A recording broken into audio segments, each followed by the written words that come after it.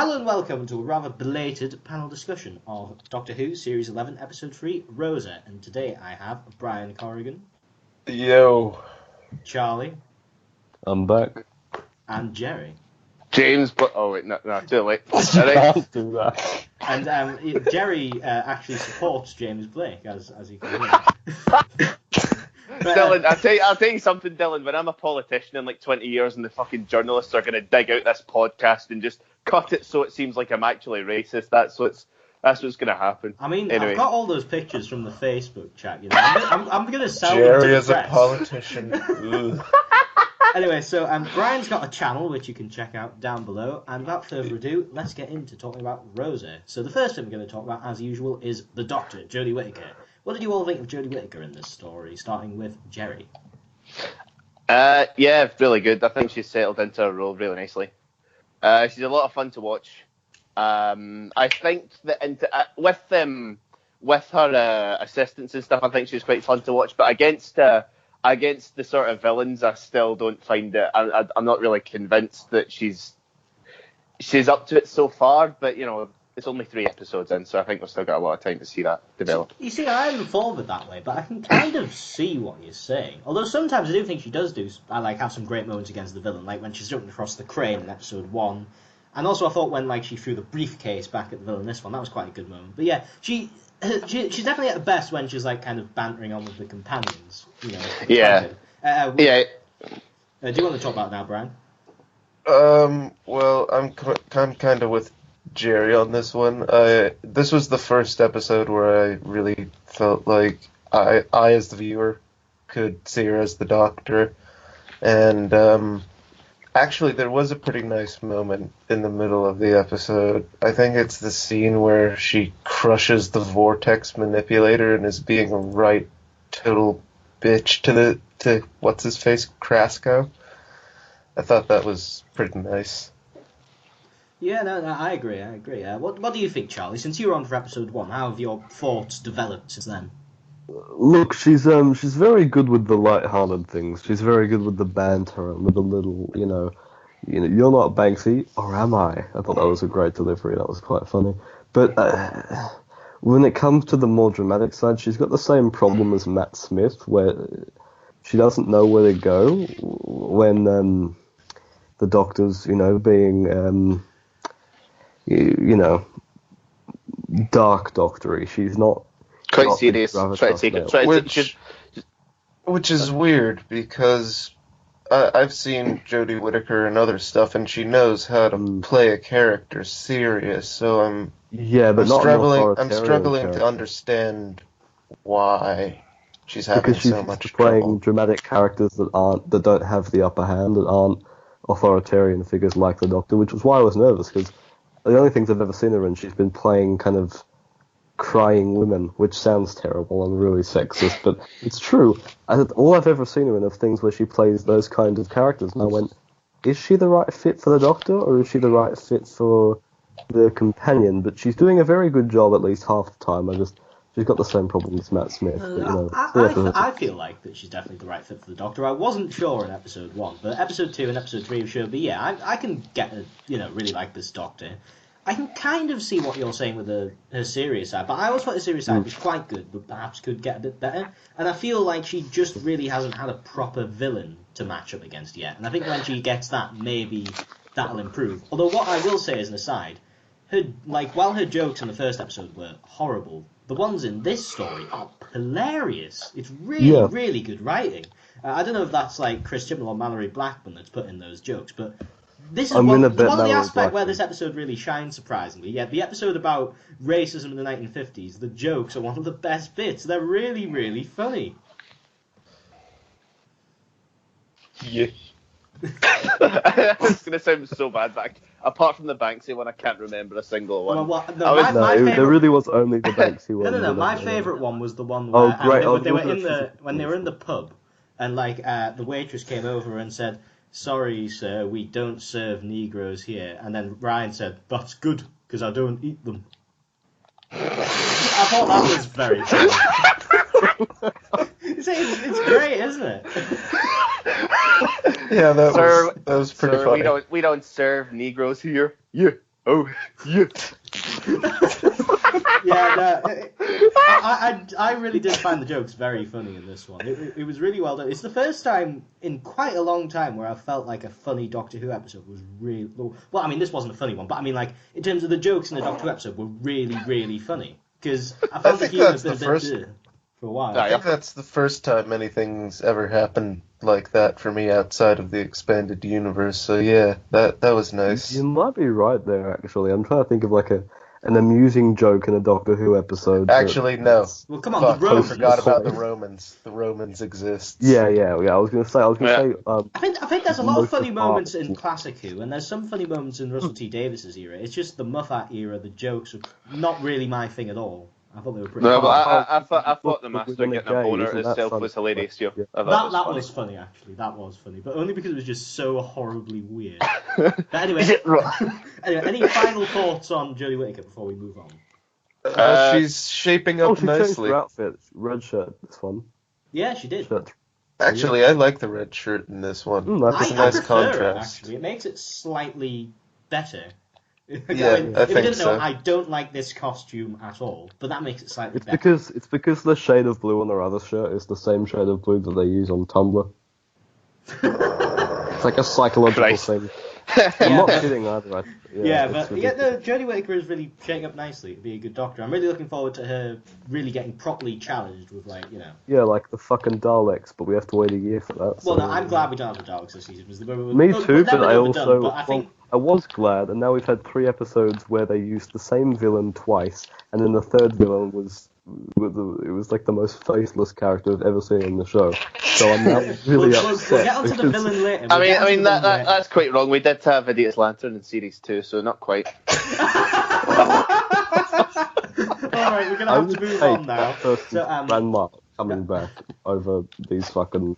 we're moving on now, Sin. So moving on to the companions. So, you know, the companions in this story. What did you think of them, Brian?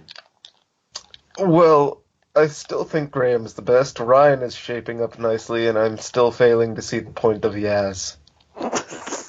I completely agree with that. I can't fault that at all. I mean, any other thoughts that are different from that? I mean, No, I thought not really. I thought it was hilarious when they pulled an Anne Frank and hid it in the bathroom. Yeah, I mean that was quality. Fuck's sake, Jerry. I told you not to say anything like that. I don't agree with whenever Ryan's like a big prick to Graham. It's like whenever he's trying to make small talk with him, and it's like, ooh, Well, no, come on, his don't- grandma died, like, not long ago, you know. Yeah, that's Yeah, not but excuse. Graham- That's It's not a an bit excuse. difficult for him. And Graham's even wife then, Ryan and has. oncologist It's been died. established that Ryan doesn't particularly like Graham anyway, so. For what Yeah. reason Racism though? thing. We've never quite established whether it's actually a racial thing, because the It's only not other. a racial thing. It's because No, it's because are you he's not sure? his real granddad. It's because he's not his real Yeah, granddad. but He's just it's like, oh, also the real because- granddad back. Yeah, but it's also the thing of like he's a white guy marrying into I assume as a black family, and like I don't think it's racial. his I just think mother, look, like, anybody who knows anybody know. or is somebody who has like a step figure in their family, somebody like, you know, whose partner's died, like their grandma, granddad, or mum and dad, and they've had to remarry. Everybody will know that kind of relationship can be difficult. So I don't think it's racial. I just think it's that. Anyway, my stance on the companions has changed over the past 2 weeks since the first panel we did. I didn't like Graham in the first episode, I have to say. Though he's by far my Shame. favourite now. Good. By far Oh my yeah, favourite. you have He's the redeemed only- yourself. only Ocho. competent actor there. He gets all the good lines. He can actually express himself without looking wildly into the air and waving his arms about. Yeah, and Um, seriously, he's really good chemistry with Whittaker Yeah. as well. Yes, he does. So Yeah. I'm hoping that they do a sneaky and they actually kill off Ryan and Diaz and keep Graham. I agree. I really don't want the really. cancer to get him. Oh. Other cancer gets them. Ryan's good. I'm enjoying Ryan, even though I think they keep forgetting that he's got dyspraxia and he's not actually full-blown retarded. Fuck's sake. Shit. Can we keep these kind of comments to a minimum, please? No, it keeps happening. They keep having little moments. I'm like, dude. Well, I mean, he was got a bit never. of motor issues. It's not like There's a he's. difference between motor issues and he's also not the sharpest tool in the box. You Oh, know. No, but I'll it's tell you little something. I things have like, to. you know, I have to. Oh, on you go. On you go. Before I finish, I don't want to like interrupt. the the last episode where he runs out with the fucking gun and he's firing in the air like. That's fucking so stupid. And then this one, he's like, Charge "Who's you, driving the bus? Is that the bus? It should drive the bus." Like no one would ever say that. It was just it's doing a disservice to the actor because he's very good. He's very good with the He material. is a good actor. Yeah, Yeah, definitely. and No, in general, I like Ryan a lot. It's probably my second favourite new series companion after Graham, because that's how low the bar's set. that is true, actually. No, but I really enjoyed the companions in the story, specifically Graham and Ryan, of course. They were very good together. I think they're starting to build a bit of chemistry as well, especially that moment where they go like to where James Blake is fishing and like James Blake's proper I actually love meltdown that to scene. Ryan being there is really funny. They're the true villains Yeah, of the that's story. possibly He my done favourite- nothing wrong. He was my just sitting favourite having a scene fishing of trip. the, They wind him Oh, up. It's not fair. no, Jerry, fuck's sake. Please don't James say Blake this. is We're not gonna a have to hero. cut all of your language. And then there's then the thing with Yaz is that she's a bit of an odd character. Like Ryan sitting there going, "Oh, the police treat me so unfairly," and then she kind of has like a literal hashtag not all cops response. Dylan, are we allowed to talk about that ending scene, or is that for later? What ending scene? You know the one. Oh yeah, no, that'll be later. Okay. Yaz, she really needs to get some character. Unfortunately, the next two episodes, it looks like she's going to be getting some because one's set with her family, and one's set like looking at her heritage. So hopefully she gets some character, but she's still been pretty poor here. What? Have you seen the video they released, the scene from the episode that they released? No, I don't watch clips Oh beforehand. man, it's like 1 minute and it's really subtle, but it's the best performance I've ever seen Jodie Whittaker give. Oh wow, It's great. It's like it isn't even major. It's like a minor conversation, Alright, but it's the best scene I've seen. So I'm just saying. We're gonna have to move on now, and if we could try and focus on Rose rather than looking ahead and behind us, keep it on topic. Right, so we're going to talk about side characters now, which we're not going to be talking about the villain yet. Which one? The ones? next one. Any of them. Rosa and James Oh, I Blake. forgot Rosa Parks Yeah. was in the episode. Go on then, Charlie. Jesus You Christ. can start. Can I? Who Thank can? you. Rosa Parks. I've got to be honest, I didn't even know who she was until they said there was going to be an episode about her a couple of months ago. Really? No, I didn't. That's no, and mad. I'll tell you why. Wow. Because she's not very important in the grand scheme of things. I I know, didn't like how everybody in the episodes UK fucking- No, learned no, no, about no, civil no, rights no, no, movement. no, no, no, no, no, no, no, no, No, I no, don't know no, the civil rights Sin, movement. Charlie, whatever your fucking name is. No, I It's, know that people no, that we Americans learn everything about Rosa Parks in like first grade or some shit. So it's important to us, apparently. Yeah, I but think I'm she's an saying that important in terms figure. of the civil rights movement. Well, I think that when I say important figures, I mean like Martin Luther King and Malcolm X. I mean, because they were Yeah. both figureheads and actual proponents, whereas she was Yeah, solely a figurehead but of the movement, and they Rosa Yeah, but Parks. figureheads are important. specifically. Figureheads may be important, but Rosa Parks is also one of the reasons the movement got started. No, but so... all she was a figurehead. Like she was like practically kind of like a cardboard. Although she No. did do a lot of Then work in fine. the civil rights movement. I think you're perhaps She did, Yeah, she did. Yes, she understating. did. But I think that maybe look, part of me thinks that Rosa Parks that was chosen for this kind of episode because she's the safe option.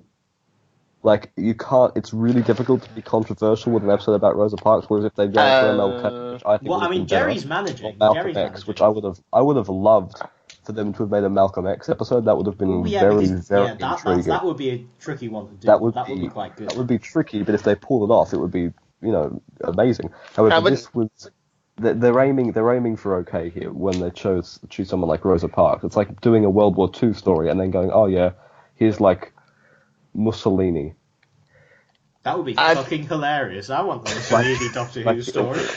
I can't help but disagree on like you saying how they're playing it safe because I don't know. I mean, I think the very prospect of them tackling that sort of topic. I mean, that in itself made me feel quite like quite uncomfortable, because even though this isn't the sort of historical story you expect from Doctor Who, like, or what I don't anyway, because like, but from what from what I'm used to, what the general sort of criteria is just going back to a certain time period and arsing about. Maybe there's some shitty Carrionites or something having a gangbang or whatever. Like, in the general grand scheme of things, they don't. They wouldn't bring someone like, yeah, they'll have Shakespeare or someone who's obviously a big historical influence on creative arts or whatever. But Rosa Parks is influential in human rights themselves. So I don't feel as if this wasn't safe at all, and I felt towards the end of I it. agree with Jerry. I strongly agree with Jerry. I agree with Jerry as well. It's actually a very, very tricky topic for Doctor Who to cover. Baby steps because it's like given Doctor Who's track record in recent years, that was a really risky thing to pull off, and they pulled it off. And yeah, they did it really well. I felt like one of my favorite things about this story was just how well they managed to portray 50s America. It wasn't like, skewed in any way. It was just, this is what it was like. Like, it's historically accurate. I was actually like solidly shocked by the opening kind of, the here's your glove and that. I didn't, because I wasn't expecting them to actually go full ham with it. I was going to be like, oh yeah, they'll go back and they'll be like, oh, it's the 50s. And then someone in like a corner of a scene will be like, oh, I have less affinity for the darker people or something. I think Dylan. Right, but they didn't. For fuck's sake, I love that quote. I think Dylan, it was Joey who got in an argument with you on Twitter about. Because he was like, they were the top stereotypes, but that's what they were like in Southern America back then. Yeah, this guy, Joey, was like, well, that's historically inaccurate. And I was like, fuck off. No, it isn't. It's not. It isn't even like that's what it was like. It isn't even like inaccurate. If you were a black in the 50s, if you were a black person who had the audacity to tap a white woman on the shoulder, then you get a punch in the fucking jaw. Yeah. That's how it was. Also, I would say, like, to go on to say about like Joey saying, it's all like stereotypes about racist white people. Not every white person in the story was racist, as I'm sure not everyone was back then, but it was very prevalent in the culture. Well, they are Americans in the South. I mean, like, it was mostly prevalent in the culture.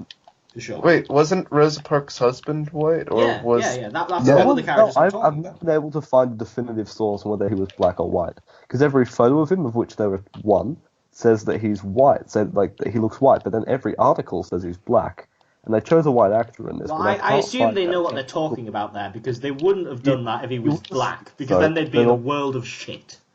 Yeah, but people don't know. He's just not well documented. Yeah, fair enough.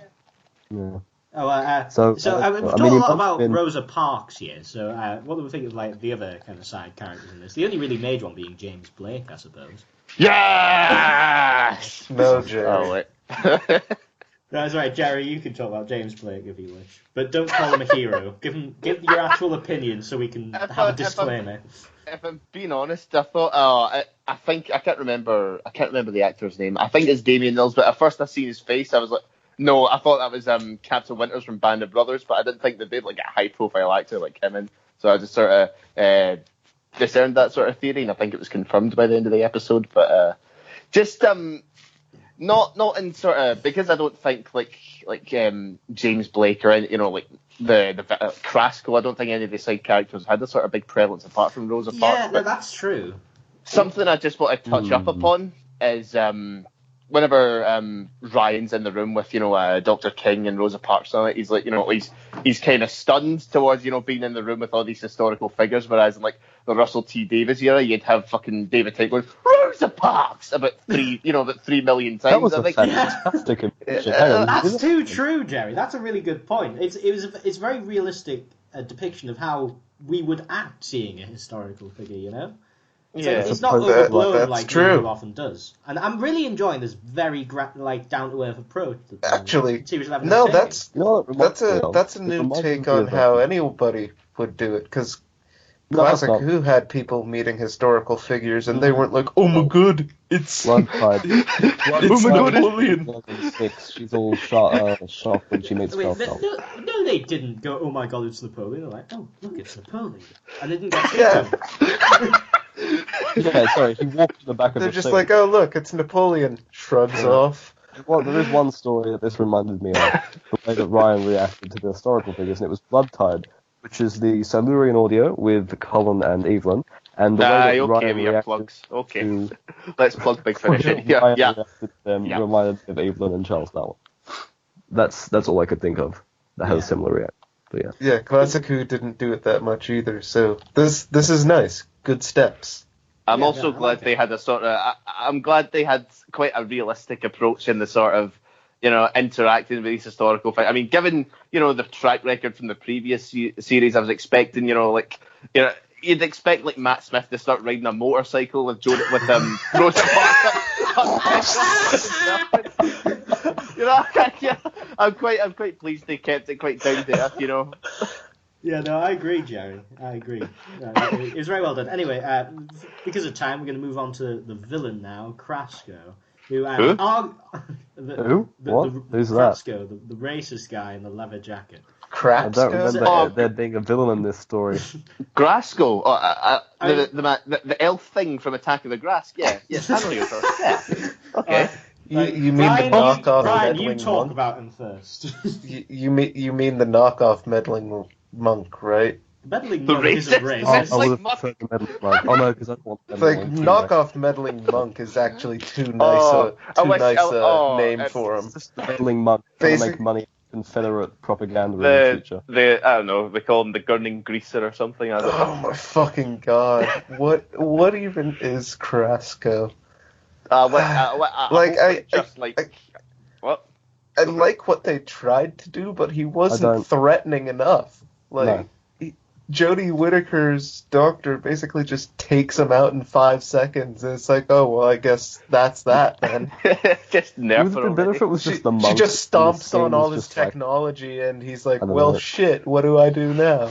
ceasing the whole progress of human rights, so you can make money off of Confederate flag shirts Yeah, in the that- future. that'd make right, more something sense. really stupid and mundane, like the monk does, just one of his little schemes. That would have been a lot more interesting. I hope that I'm Grasko. 5,000 years in the future, and I don't like black people. It's unrealistic. Right, well, what I'm going to say about the villain is, for one, he was really limp. He had no personality, and as Brian said, he wasn't threatening at all. It was just a bit shit. It's like, we get no other motivations from him other than, I am Jack racist, Harkness' and you don't know why I'm racist, I just am.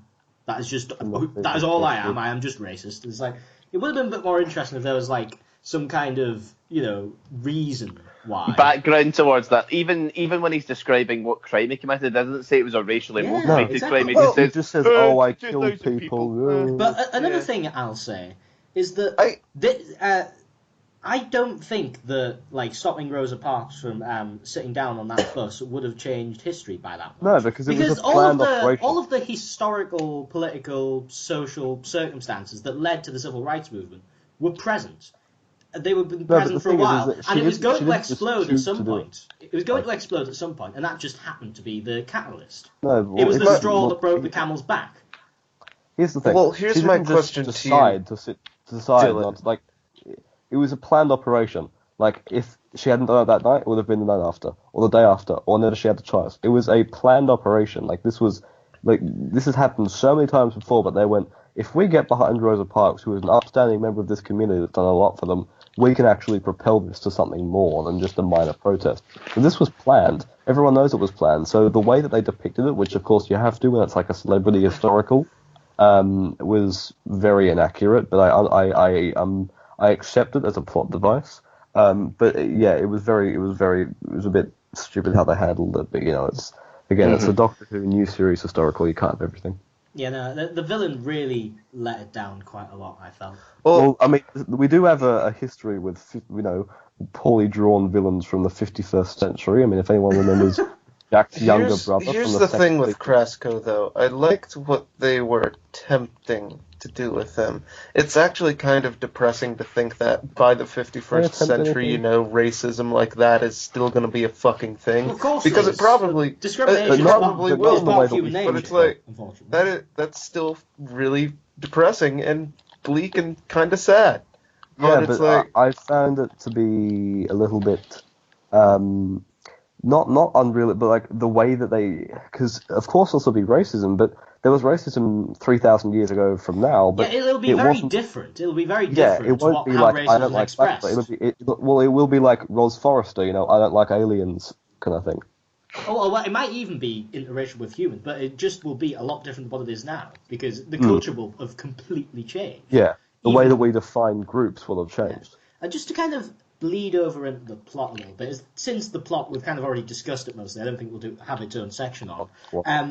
I think what would have been better is if we didn't have Krasko because he was just useless, and just had it so that one of the companions accidentally disturbs the timelines, and what they have to do in the episode is try to make sure that Rosa Parks, sits down at that exact time, but not because somebody else is trying to stop it, but because they've accidentally bumbled about and caused it themselves. That would have been a much more interesting and much more tense version of the story, in my opinion. What if I would have enjoyed. What if Graham had to be James Blake?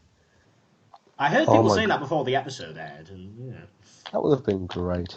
But no, what I would have preferred, some kind of quantum leapy thing where they get there and they remember a whole different historical figure, and they follow them around, and then they get like hit by a bus because of them following them around, and they go, shit, what have we done? And so they try and figure out how they're going to do it. They're like, oh, we're going to have to dress up as them. Is one of us going to have to stay here and pretend to be that figure? And then Rosa Parks just does it, and they go, oh, and then suddenly their memories just change. Only the Doctor remembers, and they just go, oh, why are we here? Can I address one nitpick? Maybe it's a nitpick, or maybe it's not. I don't think it personally is, but I have a feeling that you all might see it as a nitpick. She uses the sonic screwdriver way too fucking much. Oh, completely agree. Yeah, completely agree. I mean, it's not a nitpick to me. I think the sonic screwdriver should just be removed. All it is just a lazy plot device for lazy writers. It makes the Doctor less interesting, as he's no longer using his/her intelligence to kind of work out what's going on around them by just looking at things. Instead, I use magic wand. Whee! I mean, I agree with you guys there, but it's like so not fucking new to me anymore that it's like I won't even complain about it because I'm so used to it. I'm going to keep complaining until something happens. I mean, maybe it's because I've not watched Doctor Who in a long time up until now, but it feels like a sort of third limb to her. It feels like a child with its mobile phone. You can't take it off them. When was the last time we even had a Doctor on TV that didn't constantly use the fucking flashy vibrator fucking thing?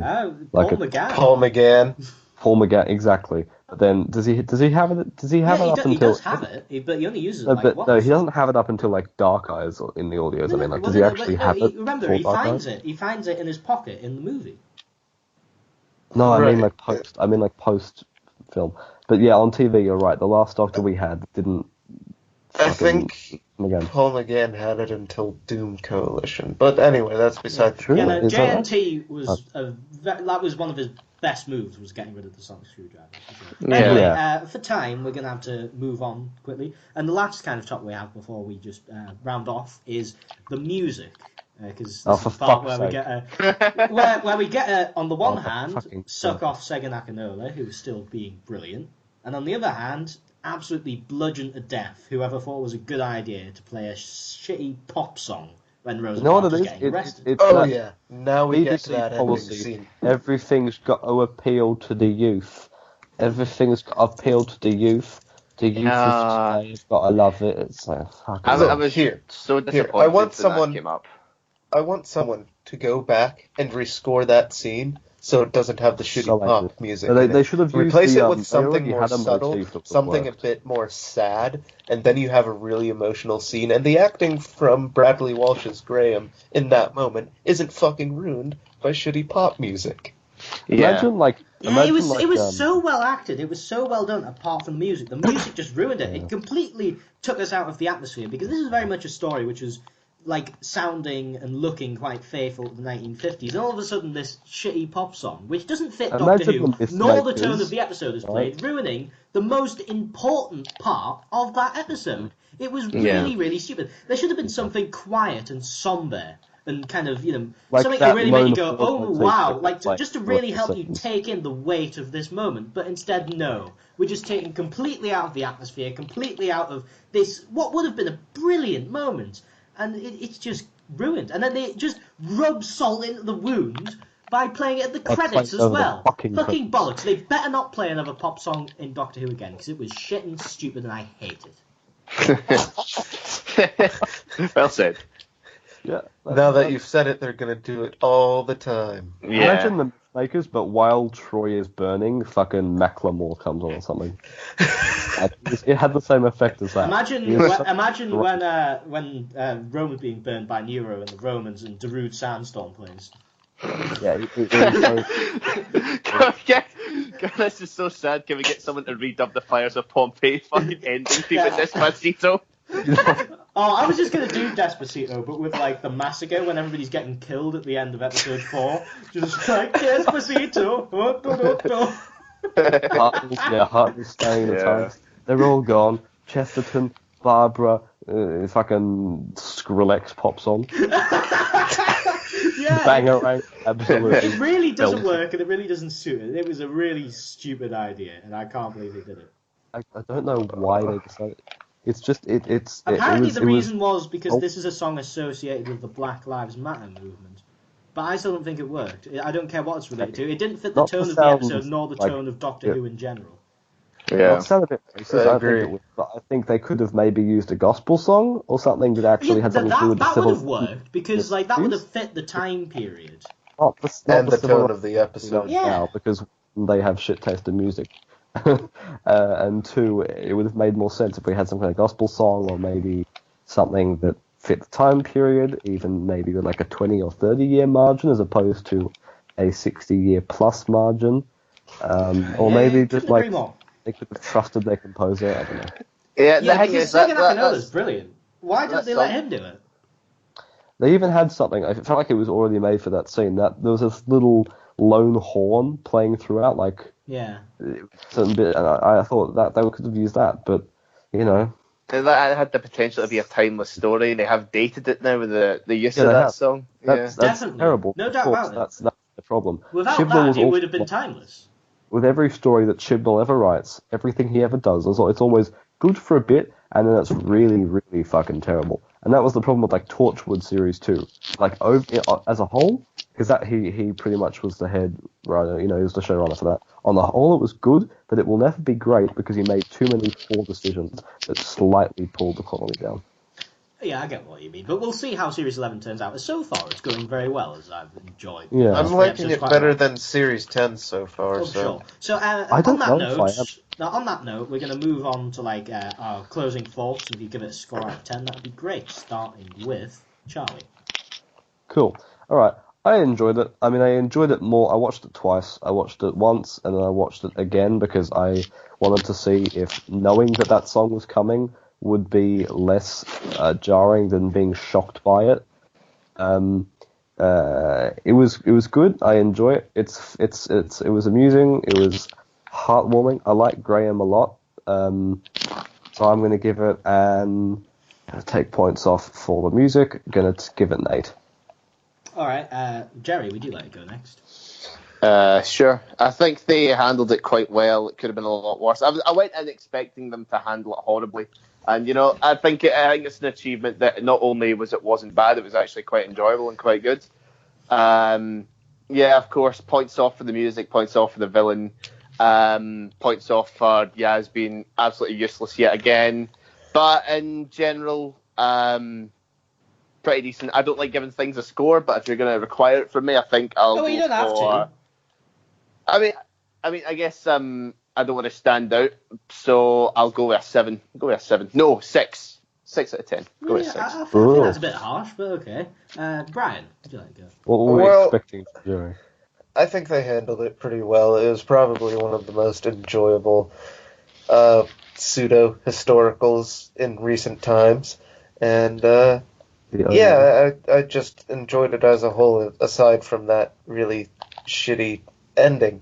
But, points off for that. I would have initially given it an 8 out of 10, but I don't want to give it a 7 either, so I'll go in between and say 7.5. Ew. Right, so my thought is, it's definitely the best kind of historically story we've had in a long, long time. It was potentially difficult subject matter that they handled extremely well with grace and really portrayed the time period very well, which I feel has been a problem with a lot of historicals. They haven't really went into portraying the time period that well, and I feel that this episode did it really well. The Doctor was great, nice the companions were great, bar Yaz. The villain was crap, so points off of that. Rosa Parks was really good. They weren't really like many other interesting characters. She was in 42, wasn't she? Yeah, and then the music kind of, right at the end, did ruin it a bit. But, I still think it's a really strong story, really well told, and Series 11 is shaping up to be really good if we get this kind of quality again and again and again. And I said it earlier in the panel discussion, I'll say it again, this episode was really funny at parts, which I wasn't expecting. And, yeah, I mean, I don't know whether that was Chibnall or Mallory Blackman, but whoever wrote them, very good fucking jokes. And I hope some more, along that kind of style. So yeah, I'll give it an 8 out of 10. They even named an asteroid after her. Alright. Oh, Jesus, no! So next week we have the return of the Great One and her Spider Legion. I really want it to be the Great One.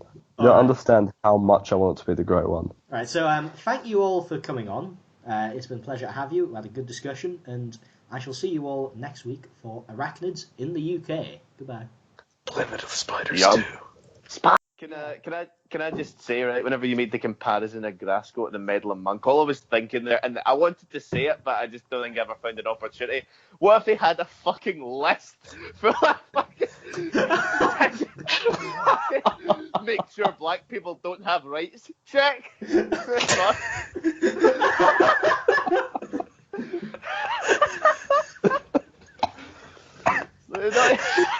Burn the cross outside Rosa Parks' house. Check. Check. Hang Emmett Till. Check.